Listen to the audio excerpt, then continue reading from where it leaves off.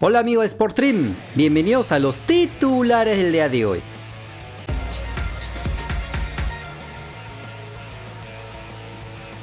Por la jornada 20 de la Eredivisie de Países Bajos, el Emmen de Miguel Araujo le ganó por la mínima diferencia en su visita al MVV Maastricht. El defensa nacional fue titular, jugó todo el partido, cumpliendo una buena actuación, aunque tuvo pocos sustos en su propia área, ya que el rival poco y nada los atacó, pero de cara al arco rival les costaba anotar un gol. Hasta los 60 minutos, en que Yacine Asenoun anotó el único tanto del encuentro con el que se llevaron la victoria. Con este resultado, el equipo neerlandés asciende al tercer lugar con 39 unidades y se irán todos de vacaciones por fiesta de fin de año, ya que su siguiente partido será el 8 de enero del 2022, cuando visiten al Den Bosch. Por la jornada 18 del grupo 6 de la tercera división de la Real Federación Española de Fútbol, el Mestalla Valencia del español peruano Alessandro Burlamaqui ganó por la mínima diferencia como local al Hércules B.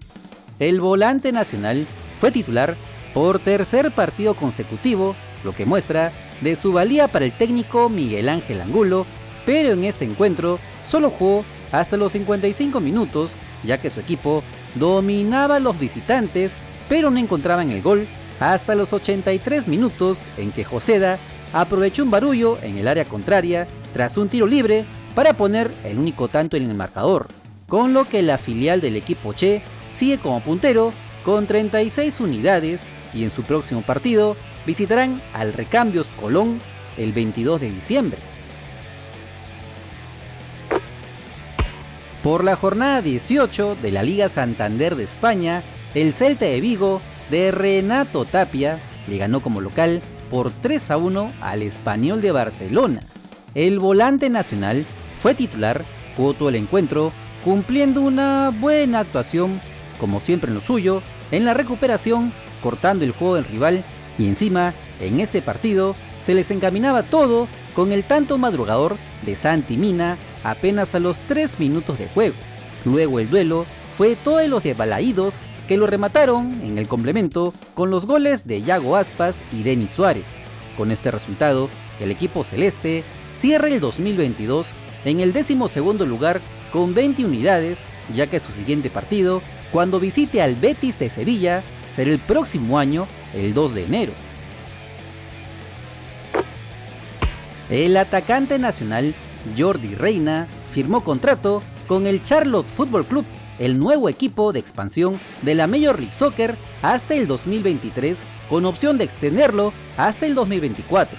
El peruano llega procedente del DC United tras quedar como agente libre, por lo que entró en los planes del Charlotte.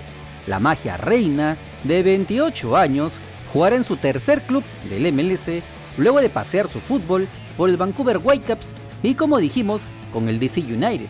El delantero lleva 100 partidos disputados en 6 temporadas del fútbol de Estados Unidos, logrando 24 goles y dando 19 asistencias, por lo que veremos si Jordi puede liderar esta nueva franquicia norteamericana que por lo general les cuesta ser protagonistas los primeros años de la competencia, pero dependiendo de la dirigencia, podrían ser exitosos con el paso de las temporadas.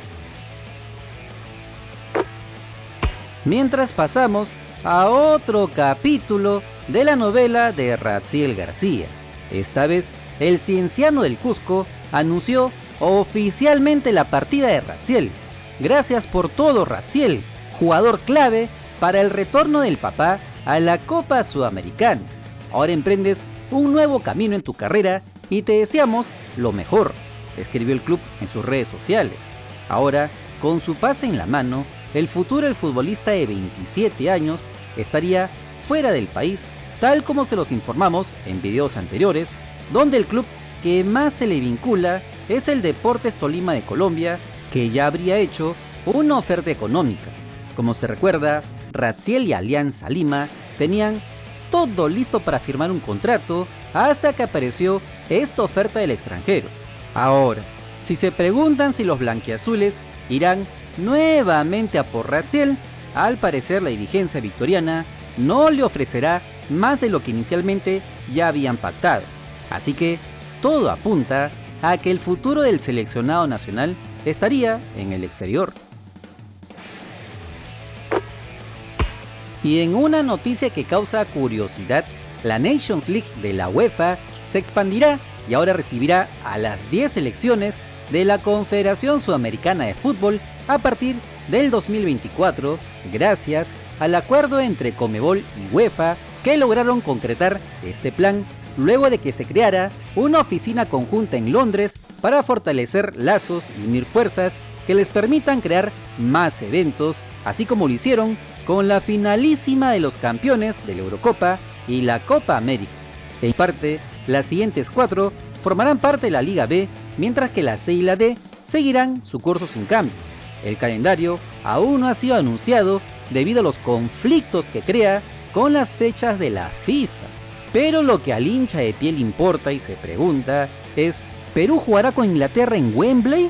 ¿Con Italia en el Giuseppe Meazza? ¿Con Alemania en el Allianz Arena?